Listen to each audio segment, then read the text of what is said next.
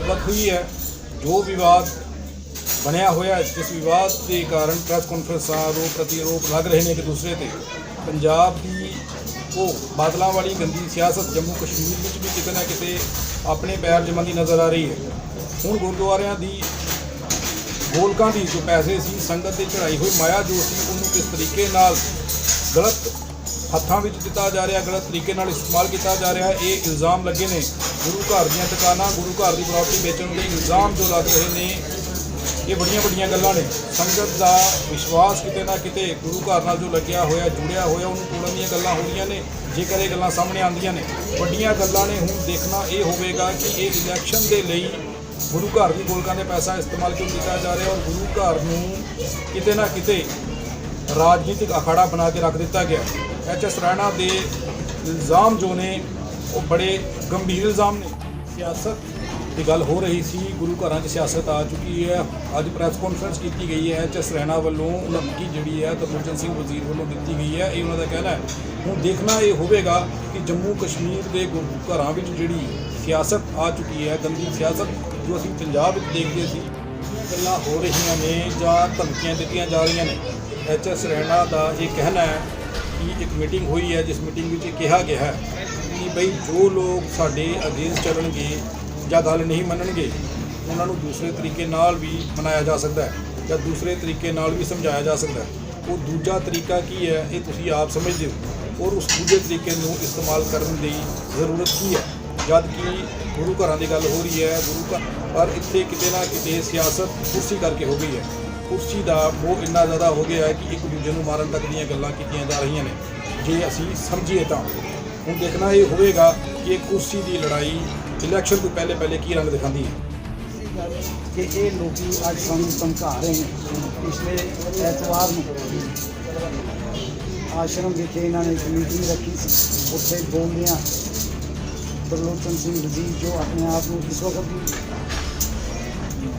Chairman अखवाते हैं उन्होंने उत्थे साफ लफ्ज़ों में सानू कहा है कि जे ये सीधे तरीके नहीं मनणगे तो असी दूसरे तरीके नाल मनाना चाहते हैं। तो दूसरा तरीका की है वो आप भी जानते हो तो असी भी जानते हैं। इन्होंने लोगों की जो बैकग्राउंड है वो भी आप समझो अपने जम्मू वासियों के सामने है। तो सो मैं मीडिया राही ये ऑन रिकॉर्ड चीज़ भी आना चाहता कि मैंने क्योंकि मैं काफ़ी जड़ियाँ सारियाँ धार्मिक जथेबंदियाँ जिन्हों की असं प्रेस कॉन्फ्रेंस कर रहे हैं जिन्होंने मजबूत कर रहे हैं उन्होंने जथेबंदियाँ ने इस इसकी जथेबंदी की है और क्योंकि मैं इन्हों रिप्रजेंट कर रहा इन्होंने लीड कर रहा तो मेरे नाल ज़्यादा ही मेरे तो औखे ने और इन्होंने धमकियाँ दित्तियां। अगर कल मैं महसूस करदा कि मैनू अपनी जान तो खतरा है जेकर उन्होंने जानू मारन की जिवें गल मतलब धमकियां दित्तियां ने तुहानूं क्या तुसीं लिखती कार्रवाई की है कोई? असी अज इसी वास्ते अज प्रेस कॉन्फ्रेंस मैं मुद्दा लिया कि कल अगर मैं कुछ हो जाता है तो सीधे तौर पर टी.एस. वजीर और वो जो साथी हैं नवरतार सिंह वगैरह ये जिम्मेवार होंगे क्योंकि सानू जिस तरह उस दिन बोलिया गया उत्थे खुले तौर पर साढ़े नाम लैके उत्थे बोले गए हैं और ये गल क्लीयर लफ्ज़ों में खुद तरलोचन सिंह वजीर ने कही है कि अगर सीधे तरीके नहीं मनणगे तो मैं दूजे तरीके नाल भी मनाना चाहूँगा। इस्तीफा सैक्रेटरीशिप तो क्यों दें नहीं जे तुसीं इस्तीफा दिता तो होर तुसीं एक नवा ग्रुप भी तो खड़ा करता अज असी इस कारण ग्रुप नहीं खड़ा हुआ। ग्रुप खड़ा होया क्योंकि ये जो पैसे की दुरवरतों इन्होंने गुरुद्वारा साहब दी बिल्डिंगां बेच प्रॉपर्टियां बेच दी गुरुद्वारा साहब बड़ा इल्जाम ला रहे हो। हाँ इन्होंने माई रानी का गुरुद्वारा बेच छड़िया लीज आउट कर छड़िया जी 2 करोड़ की जगह देनी सी अगर देनी नहीं सी तो 2 करोड़ तो घट ना जाती लेकिन इन्होंने 50 लाख की चीज़ दे दी। ऑक्शन नहीं हुई कुछ नहीं होया कोई रूल्स नहीं फॉलो किए गए। इन्होंने वो गुरुद्वारे बेचे 4 दुकाना इन्होंने काली साहब गुरुद्वारा तलाब कमेटियाँ बेचियाँ 4 प्लाटियाँ बेचियाँ वो भी कोई इन्होंने उसे ऑक्शन नहीं की। किसी एक पार्टी आई तो उसी के हवाले कर दी जिन्हें उन्हें पैसे दिते उन्हें इन्होंने अपने भी जो कुछ हिसाब किताब रखे उसका भी सानू जानकारी नहीं कि इन्होंने की पैसे की इस तो इलावा बड़िया एक रघुनाथ की दुकान की ट्रांसफर की इन्होंने 25 लाख रुपया उन्होंने को लिया 23 लाख जद की कीमत कितनी थी 1 करोड़ के उत्ते उसकी कीमत ਵਿਕੀ ਸੀ ਉਹ ਦੁਕਾਨ, ਇਹਨਾਂ ਨੇ 25 ਲੱਖ ਰੁਪਈਆ 24 ਲੱਖ ਰੁਪਏ ਇਹਨਾਂ ਨੇ ਦੱਸਿਆ ਸੀ। ਉਹ ਵੀ ਇਹਨਾਂ ਨੇ ਉਦੋਂ ਦੱਸਿਆ ਜਦੋਂ ਕਿਸੇ ਮੈਂਬਰ ਨੇ ਕਿਹਾ ਕਿ ਮੈਂ ਸਬੂਤ ਪੇਸ਼ ਕਰਾਂਗਾ, ਮੈਂ ਐਗਰੀਮੈਂਟ ਪੇਸ਼ ਕਰਾਂਗਾ ਜਿਹੜਾ ਤੁਹਾਡਾ ਹੋ ਗਿਆ ਹੋਇਆ, ਤਾਂ ਫਿਰ ਇਹਨਾਂ ਨੇ ਮੰਨਿਆ ਕਿ ਹਾਂਜੀ ਅਸੀਂ 24 ਲੱਖ। ਇਹਨਾਂ ਨੇ ਮਹਿਤਾਬ ਆਰਮਰੀ ਦੀ ਦੁਕਾਨ ਨੂੰ ਟ੍ਰਾਂਸਫਰ ਕਰਨ ਦਾ 10 ਲੱਖ ਰੁਪਇਆ ਉਹਨਾਂ ਤੋਂ ਲਿਆ। ਹੋਰ ਇੱਕ ਦੁਕਾਨ ਦਾ ਸਾਥ, ਇਸ ਤਰ੍ਹਾਂ ਬਹੁਤ ਸਾਰੀਆਂ ਦੁਕਾਨਾਂ ਇਹਨਾਂ ਨੇ ਪ੍ਰਾਪਤੀਆਂ ਜਿਹੜੀਆਂ ਗੁਰੂ ਘਰ ਦੀਆਂ ਸੀ ਉਹਨਾਂ ਨੇ ਵੇਚੀਆਂ, ਔਰ ਉਹ ਪੈਸੇ ਦੀ ਖੁਰਦ ਜਿਹੜੀ ਹੋਈ ਉਹਨਾਂ ਵਜ੍ਹਾ ਕਰਕੇ ਸਾਡੇ ਡਿਫਰੈਂਸਿਸ ਆਪਸ ਵਿੱਚ ਆ ਗਏ, ਨਾ ਕਿ ਕੋਈ ਪ੍ਰਧਾਨਗੀ ਸੈਕਟਰ ਦੇ ਪਿੱਛੇ। ਨਹੀਂ, ਇੱਕ ਗੱਲ ਤਾਂ ਹੈਗੀ ਹੈ, ਇਹ ਜਿਹੜੇ ਮੁੱਦੇ ਉੱਠ ਰਹੇ ਨੇ ਇਹ ਹੁਣ ਇਲੈਕਸ਼ਨ ਦੀ ਗੱਲਬਾਤ ਚੱਲ ਰਹੀ ਹੈ ਵੀ ਆਉਣ ਵਾਲੇ ਸਮੇਂ ਮਾਰਚ ਤੱਕ ਜਾਂ ਫਰਵਰੀ 'ਚ ਇਲੈਕਸ਼ਨ ਹੋਣ ਦੀ ਗੱਲਬਾਤ ਕਹੀ ਜਾ ਰਹੀ ਹੈ। ਜੇ ਇਲੈਕਸ਼ਨ ਹੋਣ ਦੀ ਗੱਲ ਹੋਈ ਹੈ ਤਾਂ ਇਹ ਚੀਜ਼ਾਂ ਆਈਆਂ, ਤੇ ਤੁਸੀਂ ਵੀ ਬੋਲ ਰਹੇ ਹੋ, ਉਹ ਵੀ ਇਲਜ਼ਾਮ ਲਾ ਰਹੇ ਨੇ, ਤੇ ਜੇਕਰ ਇਲੈਕਸ਼ਨ ਨਿਕਲ ਜਾਂਦੀ ਹੈ ਕਿਆ ਤਦ ਵੀ ਤੁਸੀਂ ਇਹ ਗੱਲ ਚੱਕੋਗੇ? ਬਿਲਕੁਲ, ਸਾਡੇ ਹਮੇਸ਼ਾ ਇਹ ਗੱਲ ਬਿਲਕੁਲ ਰਹੇਗੀ। ਅਸੀਂ ਮੂਲ ਨਾਨਕ ਕੈਂਟਰ ਦਾ ਮਸਲਾ ਔਰ ਗੁਰੂ ਘਰ ਦੇ ਜੋ ਮਾਇਆ ਜਾਂ ਜੋ ਪ੍ਰਾਪਤੀਆਂ ਉਹਨਾਂ ਦੀ ਰੱਖ ਰਖਾਅ ਲਈ ਅਸੀਂ ਹਮੇਸ਼ਾ ਜਿਹੜੇ ਆ ਫਾਈਟ ਕਰਾਂਗੇ। ਮੈਂ 1997 ਪਹਿਲੀ ਵਾਰ ਇਲੈਕਸ਼ਨ ਲੜ ਕੇ ਇਸ ਕਮੇਟੀ ਵਿੱਚ ਆਇਆ। ਅਸੀਂ ਅੱਗੋਂ ਦੇ ਸੰਗਤਾਂ ਸਾਨੂੰ ਜਾਣਦੀਆਂ ਨੇ, ਪਛਾਣਦੀਆਂ ਨੇ। ਅੱਜ ਤੱਕ 1 ਰੁਪਏ ਦਾ ਵੀ ਕੋਈ ਇਲਜ਼ਾਮ ਮੇਰੇ ਤੇ ਇਲਜ਼ਾਮ ਹੁਣ ਵੀ ਇਹਨਾਂ ਨੇ ਨਹੀਂ ਲਾਇਆ ਕਿ ਪੈਸਾ ਮੈਂ ਗੁਰਦੁਆਰੇ ਦਾ ਗਵਨ ਕੀਤਾ। ਮੇਰੇ ਤੇ ਇਹ ਇਲਜ਼ਾਮ ਨਹੀਂ ਕਿ ਮੈਂ 20 ਲੱਖ ਰੁਪਈਆ ਕਰ, ਮੇਰੇ ਤੇ ਇਲਜ਼ਾਮ ਹੈ ਕਿ ਮੈਂ ਉਹ ਐਫਡੀਆਂ ਨਹੀਂ ਦੇ ਰਿਹਾ, ਕੋਈ ਹਿਸਾਬ ਕਿਤਾਬ ਨਹੀਂ ਦੇ ਰਿਹਾ। ਉਹ ਵੀ ਮੈਨੂੰ ਸਾਡੇ ਇੱਥੇ ਦੇ ਬੁੱਧੀਜੀਵੀਆਂ ਨੇ ਜਿਹੜੇ ਸਿਆਣੇ ਲੋਕ ਸੀ ਉਹਨਾਂ ਦੇ ਕਹਿਣ ਤੇ, ਕਿਉਂਕਿ ਪੈਸਾ ਜ਼ਾਇਆ ਕਰ ਰਹੇ ਸੀ, ਲੋਕੀ ਕਹਿਣ ਲੱਗੇ ਵੀ ਇਹ ਐਫਡੀਆਂ ਜੋ ਵੀ ਇਹ ਵੀ ਇਹਨਾਂ ਨੇ ਰੋਕ ਦੇਣਾ ਤੇ ਲਿਹਾਜ਼ਾ ਗੁਰਦੁਆਰੇ ਉਹ ਬੈਂਕ ਵਿੱਚ ਸੇਫ ਕਸਟਡੀ 'ਚ ਪਿਆ, ਕੋਈ ਰਹਿਣੇ ਤੇ ਪਾਸ ਨਹੀਂ ਹੈ, ਕੋਈ ਕਿਸੇ ਦੇ ਪਾਸ ਨਹੀਂ, ਕੋਈ ਮੈਂ ਵਰਤ ਨਹੀਂ ਗਿਆ, ਕੋਈ ਕੁਛ ਨਹੀਂ, ਉਹ ਬੈਂਕ ਦੇ ਵਿੱਚ ਸੇਫ ਕਸਟਡੀ ਵਿੱਚ ਪੈਸਾ ਪਿਆ, ਸੰਗਤਾਂ ਦਾ ਪੈਸਾ ਬੋਲੋ ਕੀ ਆਇਆ ਉੱਥੇ ਪਈ ਹੈ। ਜਦੋਂ ਵੀ ਕੋਈ ਯੋਗ ਕਮੇਟੀ ਜਿਹੜੀ ਇਲੈਕਸ਼ਨ ਲੜ ਕੇ ਬਣ ਕੇ ਆਏਗੀ ਉਹਦੇ ਹਵਾਲੇ ਕਰ ਦਿੱਤਾ ਜਾਏਗਾ। ਇਹਨਾਂ ਨੇ ਉਦੋਂ ਪੈਸਾ ਮੰਗਿਆ ਜਦੋਂ ਕਿ ਇਹਨਾਂ ਦਾ ਟੈਨਿਓਰ ਬਿਲਕੁਲ ਖਤਮ ਹੋਣ 'ਤੇ ਆਇਆ, ਕੋਈ ਹਫ਼ਤਾ 10 ਦਿਨ ਪਹਿਲਾਂ ਇਹਨਾਂ ਨੇ ਮੇਰੇ ਕੋਲ ਪੈਸੇ ਦੀ ਮੰਗ ਕੀਤੀ, 2 ਐਫਡੀਆਂ ਦੀ ਮੰਗ ਕੀਤੀ, ਜਿਹੜੀਆਂ ਕਿ ਮੈਂ ਇਹਨਾਂ ਨੂੰ ਇਨਕਾਰ ਕੀਤਾ। ਮੈਂ ਕਿਹਾ ਤੁਹਾਡਾ ਤਾਂ ਟੈਨਿਓਰ ਖਤਮ ਹੋ ਗਿਆ ਤੇ ਤੁਸੀਂ ਲਾਇਬਲ ਹੀ ਨਹੀਂ ਹੋ ਮੇਰੇ ਕੋਲ ਉਹ ਐਫਡੀਆਂ ਦਾ, ਮੈਂ ਕਿਉਂ ਦੇਵਾਂਗਾ ਤੁਹਾਨੂੰ? ਉਹ ਮੈਂ ਬੈਂਕ ਵਿੱਚ ਲਿਖ ਕੇ ਦੇਤਾ ਕਿ ਕਿਤੇ ਉਹਨਾਂ ਦੇ ਅਗੇਂਸਟ ਲੋਨ ਲੈ ਕੇ ਨਾ ਕਰ ਲਾ, ਤੇ ਬੈਂਕ ਨੂੰ ਲਿਖ ਕੇ ਦਿੱਤਾ ਕਿ ਐਫਡੀਆਂ ਮੇਰੇ ਪਾਸ ਹਨ। ਹਾਂ, ਇਹਨਾਂ ਨੇ ਇੱਕ ਲੋਕ ਝੂਠ ਬੋਲਦੇ ਨੇ, ਇਹਨਾਂ ਨੇ ਇੱਕ ਲਿਖਤੀ ਝੂਠ ਬੈਂਕ ਵਿੱਚ ਦਿੱਤਾ ਜਿਹੜਾ ਅੱਜ ਵੀ ਬੈਂਕ ਦੇ ਰਿਕਾਰਡ ਵਿੱਚੋਂ ਲੈਟਰ ਹੁੰਦੀ ਹੈ। ਇਹਨਾਂ ਨੇ ਬੈਂਕ ਨੂੰ ਲਿਖ ਕੇ ਦਿੱਤਾ ਜਿਸ ਤੇ ਗੁਰਦੁਆਰਾ ਪ੍ਰਬੰਧਕ ਕਮੇਟੀ ਦੇ ਲੈਟਰ ਕਾਰਡ ਦੇ ਕਿ ਸਾਡੇ ਪਾਸ ਐਫਡੀਆਂ ਗਵਾਚ ਗਈਆਂ ਤੇ ਸਾਡਾ ਇਹ ਪੈਸਾ ਸਾਡੇ ਅਕਾਊਂਟ ਵਿੱਚ ਟ੍ਰਾਂਸਫਰ ਕਰ ਦਿੱਤਾ ਜਾਏ ਤਾਂ ਕਿ ਅਸੀਂ ਕਰਾ ਸਕੀਏ। ਜੇ ਇਹ ਲਿਖ ਕੇ ਦਿੱਤਾ ਹੋਇਆ ਤਾਂ ਫਿਰ ਕਿਉਂ ਕਹਿ ਰਹੇ ਕਿ लेकिन सराहना लेकिन मैं बैंक पास पेश हो गया, वो एफडियाँ लैके मैं बैंक की दिखाइयाँ और फोटो कापियाँ उन्होंने नाल लगाई कि भाई ये एफडी मेरे पास ने गुआचियाँ नहीं, मैं साबका सकत्तर हाँ, मेरे ही टाइम में पैसा जमा हो रहा है और ये एफडियाँ मेरे पास हैं क्योंकि ये पैसे की दुर्वरतों कर रहे हैं, लिहाजा उन्होंने एफडियाँ मेरी नहीं दी। बैंक को मैं लिखती रूप में दे के तो एफडियाँ रखवाइयाँ ये दुरुस्त गल है, मैं बैंक में लिखी है, लेकिन इन्होंने लिखती झूठ बोलिया जोड़ा कि अज भी प्रूफ के तौर पर उत्ते बोला। मैं एक चीज़ पूछना चाहूँगा, लड़ाई ਤਾਂ ਰੋਪ ਪ੍ਰਤੀਰੋਪ ਇੱਕ ਦੂਜੇ ਤੁਸੀਂ ਲਾਏ ਜਾ ਰਹੇ ਹੋ, ਮਸਲਾ ਵੱਧਦਾ ਜਾ ਰਿਹਾ, ਘਟਣ ਦਾ ਨਾਂ ਨਹੀਂ ਹੋ ਰਿਹਾ। ਅੱਜ ਤੁਸੀਂ ਪ੍ਰੈਸ ਕਾਨਫਰੰਸ ਕੀਤੀ ਹੈ, ਕੱਲ੍ਹ ਉਹ ਵੀ ਕਰਨਗੇ, ਫਿਰ ਇਲਜ਼ਾਮ ਲੱਗਣਗੇ। ਮੈਂ ਜਾਣਨਾ ਚਾਹੁੰਦਾ ਹੈ ਡੀਜੀਪੀਸੀ ਦੇ ਕੰਮ ਕੀ ਨੇ, ਡੀਜੀਪੀਸੀ ਦਾ ਜਿਹੜਾ ਕੰਮ ਸੀ ਕਿਸ ਕਰਕੇ ਕਮੇਟੀ ਬਣਾਈ ਗਈ ਸੀ ਔਰ ਇਹਨਾਂ ਦੇ ਕੰਮ ਕੀ ਸੀ, ਕੀ ਕਰਨੇ ਸੀ ਔਰ ਕਰ ਕੀ ਰਹੇ ਨੇ? ਦੇਖੋ ਜੀ, ਗੁਰਦੁਆਰਾ ਪ੍ਰਬੰਧਕ ਕਮੇਟੀ ਹਮੇਸ਼ਾ ਗੁਰਦੁਆਰਿਆਂ ਦੇ ਰੱਖ ਰਖਾਅ ਲਈ, ਉੱਥੇ ਦੇ ਇੰਤਜ਼ਾਮ ਨੂੰ ਸਹੀ ਪ੍ਰੋਪਰ ਚਲਾਉਣ ਲਈ, ਉੱਥੇ ਅੱਛੇ ਧਾਰਮਿਕ ਪ੍ਰੋਗਰਾਮ ਦੇਣ ਲਈ, ਆਪਣੀ ਕੌਮ ਦੇ ਵਿੱਚ ਗੁਰਮਤਿ ਦਾ ਪ੍ਰਚਾਰ ਤੇ ਪ੍ਰਸਾਰ ਲਈ ਇਹ ਕਮੇਟੀਆਂ ਚੁਣੀਆਂ ਜਾਂਦੀਆਂ ਨੇ। ਜਦ ਕਿ ਇਹਨਾਂ ਲੋਕਾਂ ਨੇ ਬਜਾਏ ਪ੍ਰਚਾਰ ਤੇ ਪ੍ਰਸਾਰ ਕਰਨ ਦੇ ਗੁਰਦੁਆਰੇ ਦੇ ਪੈਸੇ ਨੂੰ ਜਿਹੜੇ ਆਪਣੇ ਨਿੱਜੀ ਸਵਾਰਥਾਂ ਲਈ, ਆਪਣੀ ਨਿੱਜੀ ਸਿਆਸੀ ਮਸਲਿਆਂ ਵਾਸਤੇ, ਆਪਣੀ ਵੋਟ ਬੈਂਕ ਨੂੰ ਬਣਾਉਣ ਵਾਸਤੇ ਇਹ ਪੈਸਾ ਜਿਹੜਾ ਇਸ ਤਰ੍ਹਾਂ ਪਾਣੀ ਦੀ ਤਰ੍ਹਾਂ ਇਹਨਾਂ ਨੇ ਬਹਾਇਆ। ਇਸੀ ਗੱਲ ਤੋਂ ਝਗੜਾ, ਇਸੀ ਗੱਲ ਤੋਂ ਝਗੜਾ। ਪਹਿਲਾਂ ਕਿਉਂ ਝਗੜਾ ਨਹੀਂ ਇਸ ਤੋਂ ਪਹਿਲਾਂ ਕਦੇ ਕੋਈ ਨਹੀਂ ਹੋਇਆ, ਕਿਉਂਕਿ ਪਹਿਲਾਂ ਇੱਕ ਤੇ ਮਾਇਆ ਘੱਟ ਹੀ ਹੁੰਦੀ ਸੀ ਡਿਸਟ੍ਰਿਕਟ ਕਮੇਟੀਆਂ, ਅਗਰ ਹੁੰਦੀ ਵੀ ਰਹੀ ਹੈ ਤਾਂ ਉਹਨੂੰ ਸੇਫ ਹੱਥਾਂ ਵਿੱਚ ਰੱਖਿਆ ਗਿਆ, ਠੀਕ ਢੰਗ ਨਾਲ ਲੋਕੀ ਉਹਨਾਂ ਦੀ ਵਰਤੋਂ ਕਰਦੇ ਰਹੇ ਨੇ।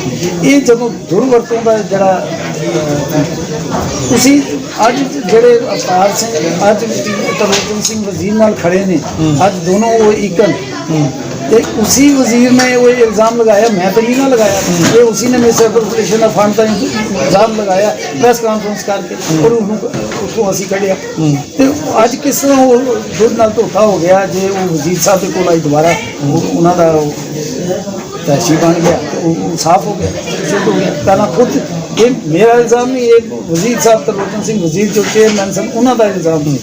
ਇਹ ਤਾਂ ਨਹੀਂ ਹੈ ਕਿ ਤੁਸੀਂ ਇਲੈਕਸ਼ਨ ਦੇ ਟਾਈਮ 'ਚ ਇੱਕ ਦੂਜੇ ਨਾਲ ਲੜ ਰਹੇ ਹੋ, ਬਾਅਦ 'ਚ ਤੁਸੀਂ ਸਾਰੇ ਇਕੱਠੇ ਹੋ ਜਾਣਾ ਹੈ ਤੇ ਸੰਗਤਾਂ ਦਾ ਆਪਸ ਦੇ ਵਿੱਚ ਜਿਹੜੇ ਮਨਮੁਟਾਵ ਹੋ ਜਾਂਦੇ ਨੇ। नहीं ऐसा तो कोई देखो साडा कोई निजी नहीं चल गुरु घर दे अगर असी सेवादार बन के आए संतां ने चुन के सानू भेजिया ते सानू इस तो वास्ते अगर कोई गलत इत्थे हो रहा है तो उसके वास्ते लड़ाई जी है साडी तो आगे भी रहेगी पीछे भी रहेगी। असी कदे भी पैसे की दुर्वरतों मेरा ख्याल मैंने 97 तो लैके आज तक 25 साल की सारी इतने संतां जिहड़ियां जम्मू के विच लोग जाती हैं कि अगर मेरे उत्ते पिछले 24-25 साल में कोई भी अगर इल्ज़ाम ऐसा लग्या हुआ है तो मैं गुनाहगार अपने आप में अज भी अगर संगतां कहते तुसीं गलत हो तो मैं जो संगतां मैंने सजा दी उनको ਉਹ ਕਹਿ ਰਹੇ ਨੇ ਇੱਕ ਪ੍ਰੈਸ ਕਾਨਫਰੰਸ ਤੁਸੀਂ ਕੀਤੀ ਸੀ, ਉਸ ਪ੍ਰੈਸ ਕਾਨਫਰੰਸ 'ਚ ਕਿਹਾ ਸੀ ਅਕਾਲ ਤਖਤ ਦੇ ਸਾਥ ਦੇ ਨਾਲ ਚੱਲਾਂਗਾ, ਅੱਜ ਚੇਂਜ ਕਿਵੇਂ ਹੋ ਗਈ?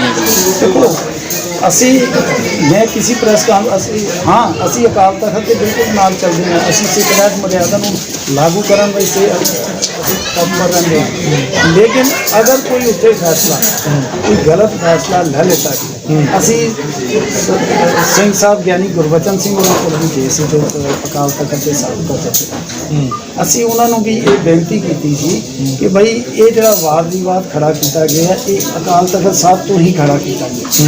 ਤੁਸੀਂ 2003 ਵਿੱਚ ਦੇਖੋ ਨਾ ਕੌਮ ਨੇ ਕਿਉਂ ਇਹ ਕੈਲੰਡਰ ਬਣਾਉਣ ਦਿੱਤਾ ਨਾ ਤੇ ਕੈਲੰਡਰ ਬਣਾਉਣ ਦੀ ਕਿਉਂ ਗੱਲ ਹੈ। ਬੁੱਧੀਜੀਵੀਆਂ ਨੇ ਵਿਦਵਾਨਾਂ ਨੇ ਜਾਂ ਸ਼੍ਰੋਮਣੀ ਪ੍ਰਬੰਧਕ ਕਮੇਟੀ ਨੇ ਇਹ ਮਹਿਸੂਸ ਕੀਤਾ ਕਿ ਸਿੱਖਾਂ ਦੀ ਵੱਖਰੀ ਹੋਂਦ ਨੂੰ ਕਾਇਮ ਕਰਨ ਲਈ ਜਾਂ ਦਰਸਾਉਣ ਲਈ ਸਾਨੂੰ ਆਪਣੇ ਕੈਲੰਡਰ ਦੀ ਲੋੜ ਹੈ। ਹਰ ਧਰਮ ਦਾ ਆਪਣਾ ਕੈਲੰਡਰ ਹੈ, ਸਿੱਖ ਕੌਮ ਦਾ ਕਿਉਂ ਤੇ ਇਹ ਕੈਲੰਡਰ ਤਿਆਰ ਕਰਨ ਦੀ ਗੱਲ ਹੈ। ਫਿਰ ਕਈ ਸਾਲ ਲਗਾ ਕੇ ਇਹ ਕੈਲੰਡਰ ਤਿਆਰ ਕਰਵਾਇਆ ਔਰ 2003 ਵਿੱਚ ਇਸ ਨੂੰ ਅਕਾਲ ਤਖਤ ਸਾਹਿਬ ਤੋਂ ਹੀ ਪ੍ਰਵਾਨ ਕੀਤਾ ਗਿਆ। ਉੱਥੋਂ ਹੀ ਅਨਾਉਂਸਮੈਂਟ ਦੀ SGPC ਨੇ ਪਾਸ ਕੀਤਾ और अकाल तखत साहब को पंडित सिंह साहबान ने इसमें लागू किया। 2003 तो लैके 2010 तक एक कैलेंडर चले। बेसिक जो मूल जो कारण सी वो यही सी कि सिख कौम की वक्री होंद नूं दर्शाउण लई एक कैलेंडर होनी चाहिए।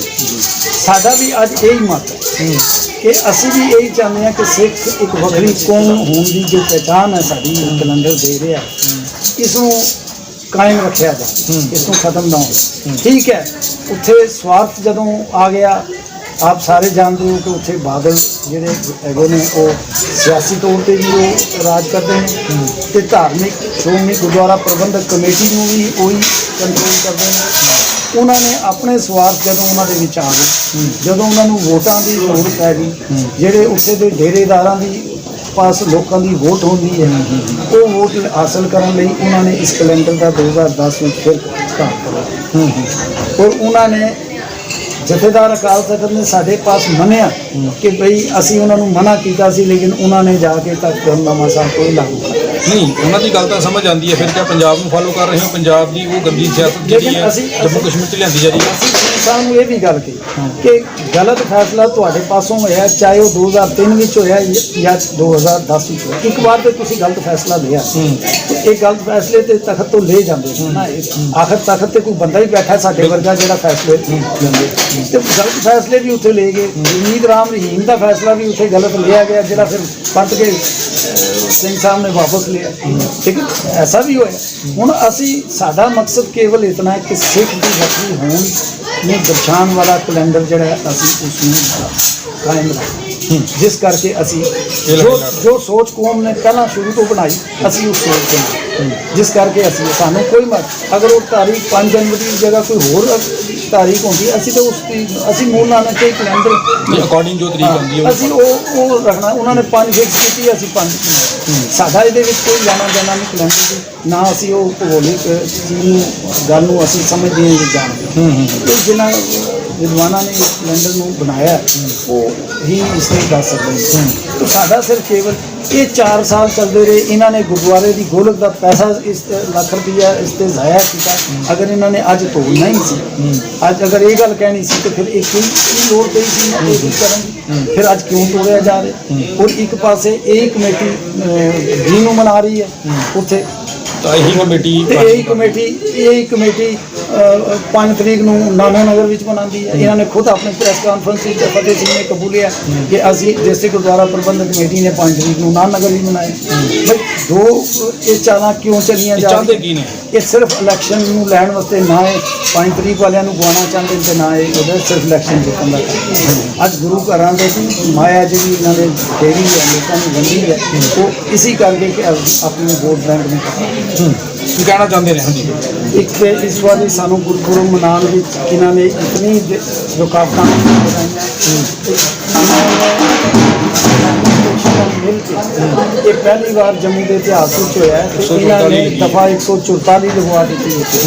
ਔਰ ਉੱਥੇ ਗੁਰਦੁਆਰਾ ਸਾਹਿਬ ਨੂੰ ਇੱਕ ਪੁਲਿਸ ਛਾਉਣੀ ਦੇ ਵਿੱਚ ਤਬਦੀਲ ਕਰਾ ਦਿੱਤਾ। ਗੁਰਦੁਆਰਾ ਸਾਹਿਬ ਦੇ ਲੰਗਰ ਹਾਲ ਉੱਥੇ ਤਾਲੇ ਲਗਵਾ ਦਿੱਤੇ। ਸਾਨੂੰ ਅਖੰਡ ਪਾਠ ਰਖਵਾਉਣ ਤੇ ਰੋਕਣ ਲਈ ਇਹਨਾਂ ਲੋਕਾਂ ਨੇ ਉੱਥੇ ਕਿਸੇ ਆਪਣੇ ਹੀ ਝੇਟੇ ਕੋਲ ਅਖੰਡ ਪਾਠ ਸਾਹਿਬ ਉੱਥੇ ਪਹਿਲਾਂ ਹੀ ਆਰੰਭ ਕਰਵਾ ਦਿੱਤੇ ਤਾਂ ਕਿ ਅਸੀਂ ਗੁਰੂ ਘਰ ਵਿੱਚ ਇਹ ਪ੍ਰੋਗਰਾਮ ਨਾ ਮਨਾ ਸਕੀਏ। ਜੋ ਵੀ ਚੱਲ ਰਿਹਾ ਸੀ ਇਹ ਸਭ ਪਲੈਨਿੰਗ ਦੇ ਤਹਿਤ ਹੋਇਆ। ਪਲੈਨਿੰਗ ਔਰ 3 ਤਾਰੀਖ ਨੂੰ ਤਰਲੋਚਨ ਸਿੰਘ ਵਜ਼ੀਰ ਉਹ ਆਪਣੇ ਸਾਥੀ ਨੂੰ ਨਾਲ ਲੈ ਕੇ ਉੱਥੇ ਆਇਆ ਔਰ ਆ ਕੇ ਲੰਗਰ ਹਾਲ ਨੂੰ ਵੀ ਤਾਲੇ ਲਗਾ ਦਿੱਤੇ। ਜਿਹੜੇ ਕਾਰ ਸੇਵਾ ਵਾਲੇ ਸਾਡੇ ਉੱਥੇ ਬਾਬੇ ਸੀ ਜਿਨ੍ਹਾਂ ਨੂੰ ਅਸੀਂ ਲੰਗਰ ਬਣਾਉਣ ਤੇ ਛਕਾਉਣ ਦੀ ਜਮਾ ਸੌਂਪਿਆ ਸੀ, ਉਹਨਾਂ ਨੂੰ ਵੀ ਆ ਕੇ ਧਮਕਾਇਆ ਗਿਆ ਕਿ ਤੁਸੀਂ ਅਗਰ ਇੱਥੇ ਲੰਗਰ ਬਣਾਉਣ ਦਿਓਗੇ ਜਾਂ ਛਕਾਓਗੇ ਤੇ ਅਸੀਂ ਤੁਹਾਡਾ ਬੋਰੀਆ ਬਿਸਤਰਾ ਇੱਥੋਂ ਚੁਕਵਾ ਦੇਵਾਂਗੇ। ਉਹਨਾਂ ਨੂੰ ਵੀ ਧਮਕਾਇਆ ਗਿਆ ਜਿਨ੍ਹਾਂ ਨੇ ਸਾਨੂੰ ਨਾ ਕਰ ਦਿੱਤੀ ਕਿ ਅਸੀਂ ਇਹ ਨਹੀਂ ਕਰ ਸਕਦੇ ਜੀ, ਤੁਸੀਂ ਆਪਣਾ ਇੰਤਜ਼ਾਮ ਖੁਦ ਕਰ ਲਓ। ਸੇਵਾਦਾਰਾਂ ਤੇ ਗ੍ਰੰਥੀਆਂ ਨੂੰ ਉੱਥੋਂ ਭਜਾ ਦਿੱਤਾ ਗਿਆ। ਸਾਨੂੰ ਉੱਥੇ ਦੇ ਸੇਵਾਦਾਰਾਂ ਨੇ ਕੜਾਹ ਪ੍ਰਸ਼ਾਦ ਦੀ ਦੇਗ ਤੱਕ ਨਹੀਂ ਬਣਾ ਕੇ ਦਿੱਤੀ। ਸੋ ਇਤਨਾ ਕੁਝ ਕਰਨ ਦੇ ਬਾਵਜੂਦ ਕੋਈ ਉਸ ਕਲਗੀਧਰ ਪਾਤਸ਼ਾਹ ਨੇ ਰਹਿਮਤ ਕੀਤੀ। ਅਸੀਂ ਫਿਰ ਵੀ ਇਤਨਾ ਕੁਝ ਹੋਣ ਦੇ ਬਾਵਜੂਦ ਉੱਥੇ 5 ਤਰੀਕ ਨੂੰ ਗੁਰਪੁਰਬ ਮਨਾਇਆ ਔਰ ਉੱਥੇ 500 ਤੋਂ ਵੱਧ ਸੰਗਤਾਂ ਨੇ ਉਹਦੇ ਵਿੱਚ ਸ਼ਿਰਕਤ ਕੀਤੀ। ਉੱਥੇ ਸਹਿਜ ਪਾਠ ਦੇ ਭੋਗ ਪਵਾਏ ਗਏ। ਉੱਥੇ ਕੀਰਤਨ, ਗੁਰਬਾਣੀ ਦਾ ਕੀਰਤਨ ਉੱਥੇ ਹੋਇਆ। ਉੱਥੇ ਆਪਣਾ ਗਿਆਨ ਮਿਸ਼ਨਰੀ ਕਾਲਜ ਦੀ ਦੀਦੀ ਨੇ ਪ੍ਰਚਾਰਕ ਦੇ ਤੌਰ ਤੇ ਉੱਥੇ ਉਹਨਾਂ ਨੇ ਆਪਣੇ ਗੁਰਮਤਿ ਵਿਚਾਰ ਵੀ ਰੱਖੀ ਔਰ ਫਿਰ ਆਨੰਦ ਸਾਹਿਬ ਦਾ ਪਾਠ ਪੜ੍ਹ ਕੇ ਦੇਗ ਵਰਦਾਈ ਗਈ। ਇਹ ਸਾਰੇ ਕੰਮ ਉੱਥੇ ਬਿਲਕੁਲ ਅਸੀਂ ਉੱਥੇ ਕੀਤੇ। ਇੱਕ ਮਹਾਰਾਜ ਨੇ ਖੁਦ ਹੀ ਕੋਤਕ ਵਰਤਿਆ ਕਿ ਅਸੀਂ ਇਤਨਾ ਕੁਝ ਹੋਣ ਦੇ ਬਾਵਜੂਦ, ਇਤਨੀ ਪੁਲਿਸ ਹੋਣ ਦੇ ਬਾਵਜੂਦ ਫਿਰ ਕਾਮਯਾਬ ਹੋ ਗਏ ਉੱਥੇ ਜਾ ਕੇ ਗੁਰਪੁਰਬ ਮਨਾਉਣ ਦੇ। ਸੋ ਇਹ ਪਹਿਲੀ ਵਾਰ ਜੰਮੂ ਦੇ ਇਤਿਹਾਸ ਵਿੱਚ ਐਸਾ ਹੋਇਆ। ਦੂਸਰੀ ਗੱਲ ਕਿ ਇਹ ਲੋਕੀ ਅੱਜ ਸਾਨੂੰ ਧਮਕਾ ਰਹੇ ਨੇ। ਪਿਛਲੇ ਐਤਵਾਰ ਨੂੰ ਆਸ਼ਰਮ ਵਿਖੇ ਇਹਨਾਂ ਨੇ ਇੱਕ ਮੀਟਿੰਗ ਰੱਖੀ ਸੀ। ਉੱਥੇ ਬੋਲਦਿਆਂ ਤਰਲੋਚਨ ਸਿੰਘ ਵਜ਼ੀਰ ਜੋ ਆਪਣੇ ਆਪ ਨੂੰ ਇਸ ਵਕਤ ਵੀ ਚੇਅਰਮੈਨ ਅਖਵਾਉਂਦੇ ਨੇ, ਉਹਨਾਂ ਨੇ ਉੱਥੇ ਸਾਫ਼ ਲਫ਼ਜ਼ਾਂ ਵਿੱਚ ਸਾਨੂੰ ਇਹ ਕਿਹਾ ਹੈ ਕਿ ਜੇ ਇਹ ਸਿੱਧੇ ਤਰੀਕੇ ਨਹੀਂ ਮੰਨਣਗੇ ਤੇ ਅਸੀਂ ਦੂਸਰੇ ਤਰੀਕੇ ਨਾਲ ਵੀ ਇਹਨਾਂ ਨੂੰ ਮਨਾਉਣ ਜਾਂਦੇ ਹਾਂ। ਸੋ ਦੂਸਰਾ ਤਰੀਕਾ ਕੀ ਹੈ ਉਹ ਆਪ ਵੀ ਜਾਣਦੇ ਹੋ ਤੇ ਅਸੀਂ ਵੀ ਜਾਣਦੇ ਹਾਂ। ਇਹਨਾਂ ਲੋਕਾਂ ਦੀ ਜੋ ਬੈਕਗਰਾਉਂਡ ਹੈ ਉਹ ਵੀ ਆਪ ਸਮਝਦੇ ਹੋ, ਆਪਣੇ ਜੰਮੂ ਵਾਸੀਆਂ ਦੇ ਸਾਹਮਣੇ ਹੈ। ਸੋ ਮੈਂ ਮੀਡੀਆ ਰਾਹੀਂ ਇਹ ਆਨ ਰਿਕਾਰਡ ਚੀਜ਼ ਲਿਆਉਣਾ ਚਾਹੁੰਦਾ ਕਿ ਮੈਨੂੰ, ਕਿਉਂਕਿ ਮੈਂ ਕਾਫੀ ਜਿਹੜੀਆਂ ਸਾਡੀਆਂ ਧਾਰਮਿਕ ਜਥੇਬੰਦੀਆਂ ਜਿਨ੍ਹਾਂ ਦੀ ਅਸੀਂ ਅੱਜ ਪ੍ਰੈਸ ਕਾਨਫਰੰਸ ਕਰ ਰਹੇ ਹਾਂ, ਜਿਨ੍ਹਾਂ ਨੂੰ ਮੈਂ ਲੀਡ ਕਰ ਰਿਹਾ, ਉਹਨਾਂ ਜਥੇਬੰਦੀਆਂ ਨੇ ਇਸ ਦੀ ਨਿਖੇਧੀ ਕੀਤੀ ਹੈ। ਔਰ ਕਿਉਂਕਿ ਮੈਂ ਇਹਨਾਂ ਨੂੰ ਰਿਪਰੈਜ਼ੈਂਟ ਕਰ ਰਿਹਾ, ਇਹਨਾਂ ਨੂੰ ਲੀਡ ਕਰ ਰਿਹਾ ਤੇ ਮੇਰੇ ਨਾਲ ਇਹ ਜ਼ਿਆਦਾ ਹੀ ਮੇਰੇ ਤੋਂ ਔਖੇ ਨੇ ਔਰ ਇਹਨਾਂ ਨੇ ਧਮਕੀਆਂ ਦਿੱਤੀਆਂ। ਅਗਰ ਕੱਲ ਮੈਂ ਮਹਿਸੂਸ ਕਰਦਾ ਕਿ ਮੈਨੂੰ ਆਪਣੀ ਜਾਨ ਤੋਂ ਖਤਰਾ ਹੈ, ਜੇਕਰ ਉਹਨਾਂ ਨੇ ਤੁਹਾਨੂੰ ਜਾਨੂ ਮਾਰਨ ਦੀ ਜਿਵੇਂ ਗੱਲ ਮਤਲਬ ਧਮਕੀਆਂ ਦਿੱਤੀਆਂ ਨੇ ਤੁਹਾਨੂੰ, ਕਿਆ ਤੁਸੀਂ ਲਿਖਤੀ ਕਾਰਵਾਈ ਕੀਤੀ ਹੈ ਕੋਈ? ਅਸੀਂ ਅੱਜ ਇਸੀ ਵਾਸਤੇ ਅੱਜ ਪ੍ਰੈਸ ਕਾਨਫਰੰਸ ਵਿੱਚ ਮੈਂ ਮੁੱਦਾ ਲਿਆਂਦਾ ਕਿ ਕੱਲ ਅਗਰ ਮੈਨੂੰ ਕੁਝ ਹੋ ਜਾਂਦਾ ਤੇ ਸਿੱਧੇ ਤੌਰ ਤੇ TS ਵਜ਼ੀਰ ਔਰ ਉਹਦੇ ਜੋ ਸਾਥੀ ਹਨ ਰਤਾਨ ਸਿੰਘ ਵਗੈਰਾ ਇਹ ਜ਼ਿੰਮੇਵਾਰ ਹੋਣਗੇ।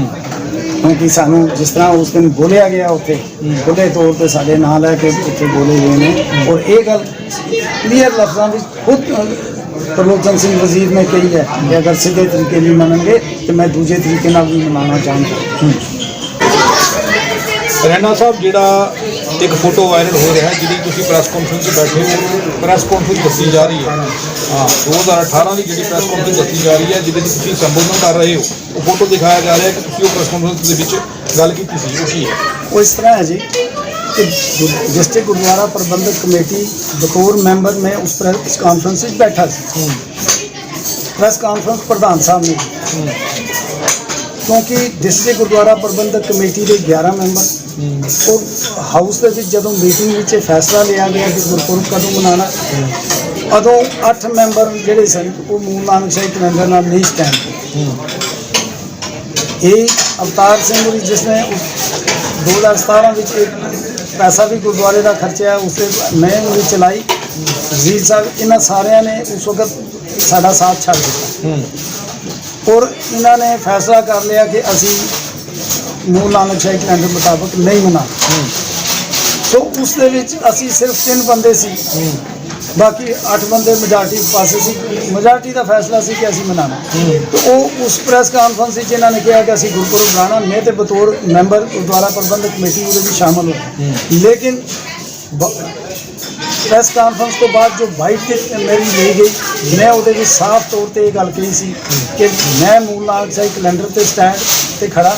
ਮੈਂ ਤੇ 5 ਤਰੀਕ ਦੇ ਹੱਕ ਵਿੱਚ ਹੀ ਹਾਂ, ਅਸੀਂ 5 ਤਰੀਕ ਨੂੰ ਹੀ ਮਨਾਵਾਂਗੇ। ਮੇਰੇ ਆਪਣੇ ਨਿੱਜੀ ਗੁਰਦੁਆਰੇ ਵਿੱਚ ਜਿੱਥੇ ਮੇਰੀ ਰਿਹਾਇਸ਼ ਹੈ ਉੱਥੇ ਨਿੱਜੀ ਗੁਰਦੁਆਰੇ 'ਚ ਅਸੀਂ 5 ਤਰੀਕ ਨੂੰ ਹੀ ਮਨਾਇਆ। ਲੇਕਿਨ ਮੈਂ ਕਿਹਾ ਕਿ ਕਿਉਂਕਿ ਮੈਜੋਰਟੀ ਸਾਡੇ ਪਾਸ ਨਹੀਂ ਹੈ, ਇਸ ਤੋਂ ਅਸੀਂ ਬੇਬਸ ਹਾਂ। 8 ਮੈਂਬਰਾਂ ਦਾ ਫੈਸਲਾ ਕਿ ਅਸੀਂ ਮਨਾਉਣਾ, ਇਸ ਵਾਸਤੇ ਉਹ ਗੁਰਪੁਰਬ ਜਿਹੜਾ ਉਸ ਡੇਟ 'ਤੇ ਮਨਾਇਆ ਜਾ ਰਿਹਾ। ਲੇਕਿਨ ਮੇਰਾ ਸਟੈਂਡ ਉਹ 5 ਦੇ ਨਾਲ ਹੈ, ਮੈਂ 5 ਤਰੀਕ ਨੂੰ ਹੀ ਮਨਾ ਰਿਹਾ।